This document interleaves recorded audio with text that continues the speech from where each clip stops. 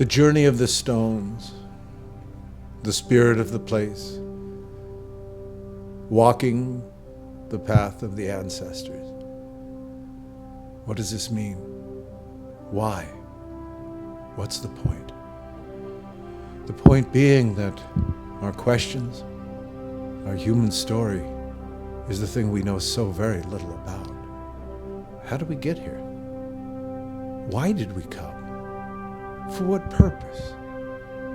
Was it simply to live lives confused, a feeling of futility or a loss of meaning? What was the point? And in these moments of deep consideration, we start to move back up into nature, the places that don't hold time, but timelessness.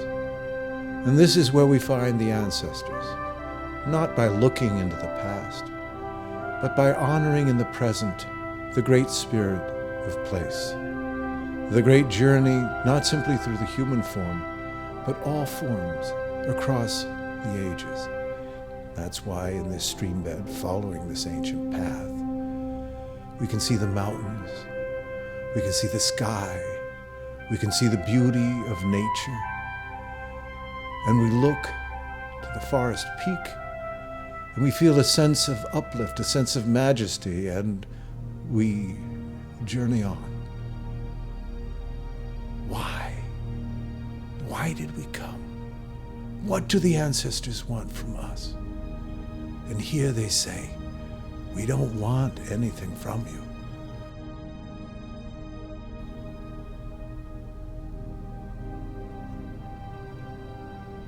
Open your heart so that you can listen anew. For you are the dream alive in time, and we are the dream that holds you. Commune, honor, restore.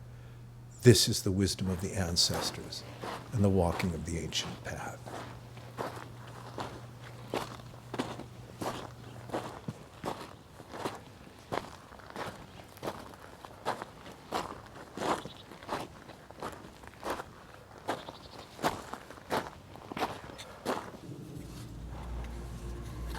This is where I come when I need to reconnect.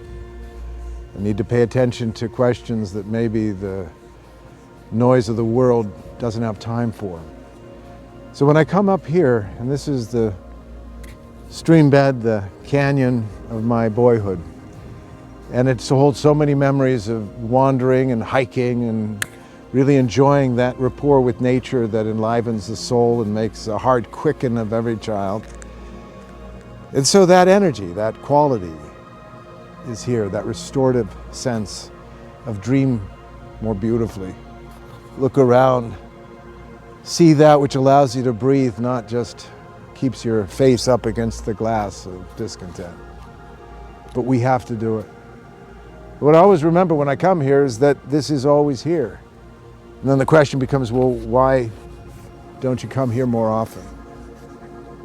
And I think that's part of our human condition, is the question, why don't we connect? Why don't we come to where meaning doesn't need to be applied, it's inherent? This is my boyhood. This is a place of magic for me. This is when I talk about ancestors, what I'm talking about. It's not a us and them. It's the spirit of the place. It's a feeling that, like the plants, we grow out of a depth, of a greater beauty, of a truth that you can't know. If you're choking on the toxicity of too much media or too much input. You know, as I said, the last flood was water. This flood is information. So the question is, how do we slow it down? Where do we slow it down? And for me, this is my stream bed. It slows down here for me. And there's probably a stream bed for you, someplace where it slows down for you. But take time. I think ask the questions. Because it's not a one-sided question. It's the sense I feel with everything. That if you're interested in me, I'm interested in you. Have a relationship. Allow your wonder to take you on a journey. So as I wander here and as I wonder here, I realize that I'll never grasp, I'll never contain this. And in that relationship, I can feel oxygenated and full of spaciousness. And in that mode, then a lot of the things that seem very difficult when we are like this fall away, or they fall into context, and it's not so difficult. And that's why this really is the path of the ancestors, because the ancestors say, we had problems too. It was difficult for us, and we were always challenged to remember that our story is not our story alone, but our story is that which is related to everyone else. And therefore, let me participate in this story, not selfishly, but generously. Let me adhere to the sense that maybe, just maybe, like a great tree, I'm the outer face of a much greater living organism that looks to me to say, it's your turn now. How will you pay attention? What will you honor? What will you value? Because in the long run, what you pay attention to, what you honor, what you value, values you.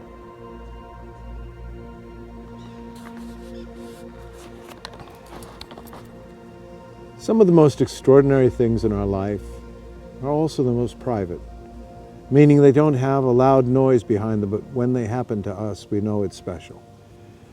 And this, why I wanted to tell this story here, this stream bed.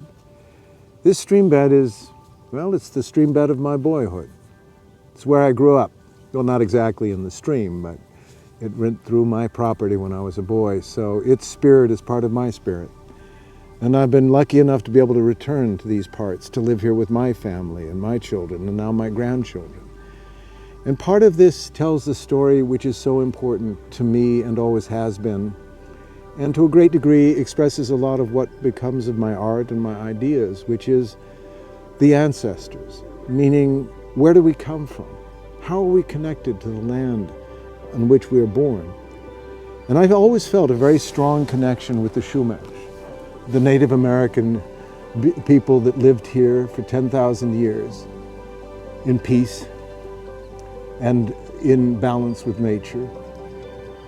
And I always admired that great spirit and how the land itself held the feeling of that great spirit. And that's why I would come up to this stream bed. I would wander alone sometimes with others, just to go up that river of life. I realized this stream bed is my Ganges, meaning it's my sacred river. It's the place I go and meet with the ancestors. Meaning when I'm in this environment, it's timeless. I could be 100 years ago, 1,000 years in the future, because there's nothing to tell of time, and nature is eternal.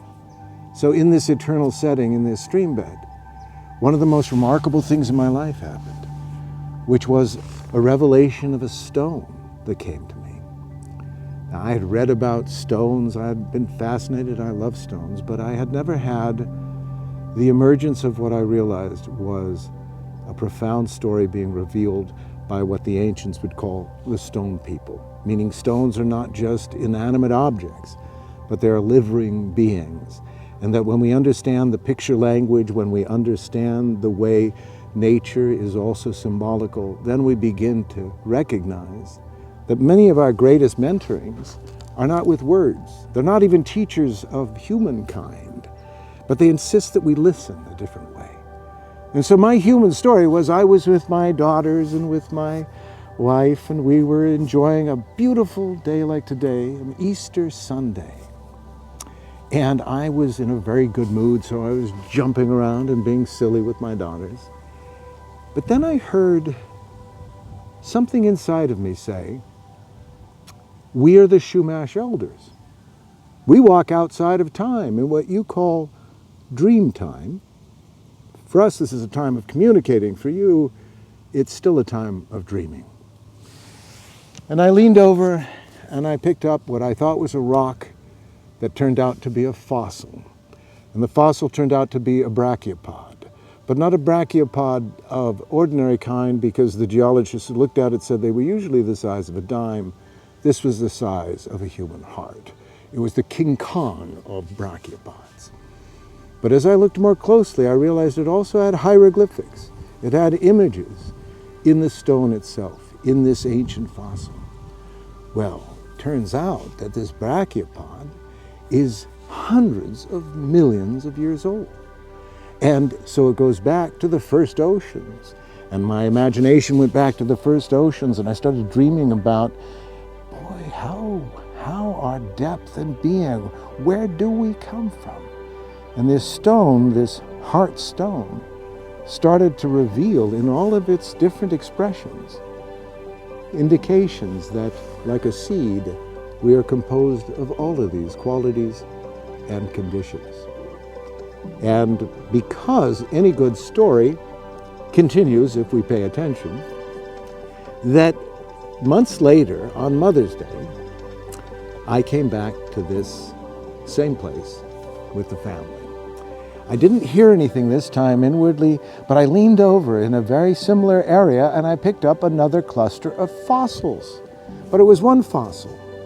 And it was a fossil made not of the brachiopod, but the bivalve clam, the child of the brachiopod, so to speak. And so I looked at these stones and I saw what looked like a child created by the shells, the fossils. And I took this home, and I was, of course, very impressed, and the stones sat next to each other for a very long time on my desk, and I loved it, and I'd stack them, and then I was just playing with the stones, and it stood up. And then I said, well, what would happen if, and I put, and the head stayed on the stone. And suddenly I was looking at Yoda Buddha. I was looking at a being, a very ancient being, about this big. Really, I started thinking, well, that's about the size of an infant in the womb. But this is a very ancient being. It's millions of years old. And it started to tell the story of two qualities. One where the mind, the heart mind, composed of all qualities and conditions, was thrown in ancient worlds into one river. And that the quality of the body and of the being was thrown into another. And that maybe they would come together after vast ages to actually reveal this new being that creates a place to grow what is ancient but also innocent. Because the stones reveal a great truth, that who and what we are is of ancient origin. And our story is ancestral, meaning that we are not just here. We are, as a living tree, the outcome of a very great question that we willingly, as human beings, took on in flesh. That we willingly realized that to know what we would need to know in these days, we would have to forget what we knew in those ancient days. And so my romantic side wonders about these stones. Could they be Lemurian? Could they go back to ancient civilizations that we only dream about now as possible and wonder if they ever were?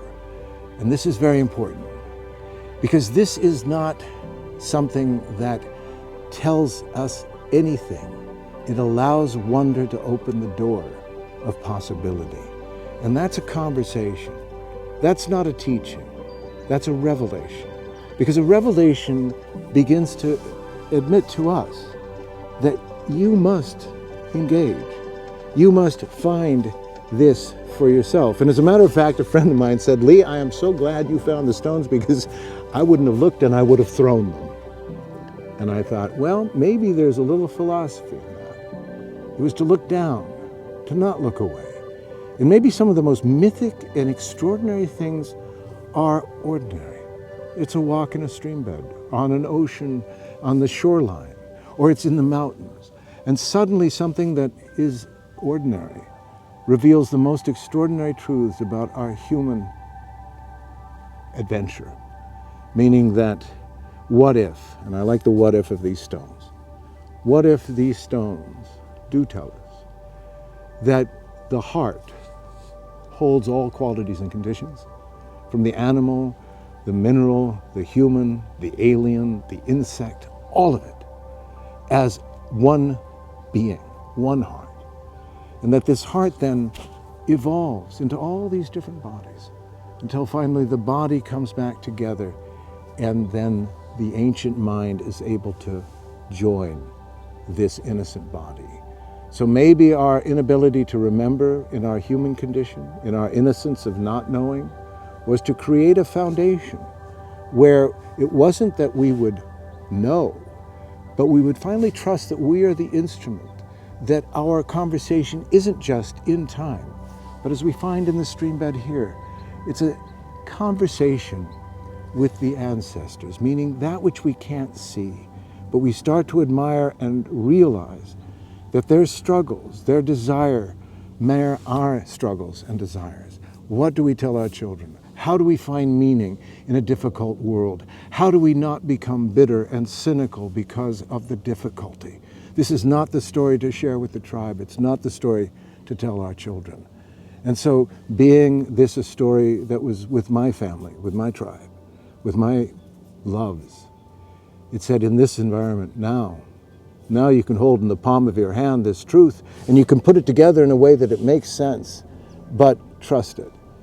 Trust that how you put the story together, because it's where you live, will be relevant, because you don't have to convince your neighbor, you have to convince those you love that maybe, just maybe, they're much more interesting, and the story of their humanity is much more vital than they can imagine. And sometimes it's the oldest, those of hundreds of millions of years, like the ancient stones, that hold memories, but no mouth. So their memories are not in words. They're the qualities that come to our mind because we ourselves allow ourselves to hold the possibility of a greater dream. And that's the community that surrounds us, but we often ignore or fail to see because we don't put ourselves in a setting that is conducive. And this setting was very conducive for the story of the stones and the path of the ancestors. And I'll return here, well, until I'm an ancestor myself, and ancestors of mine down the road come and say, I wonder if we can talk to him here.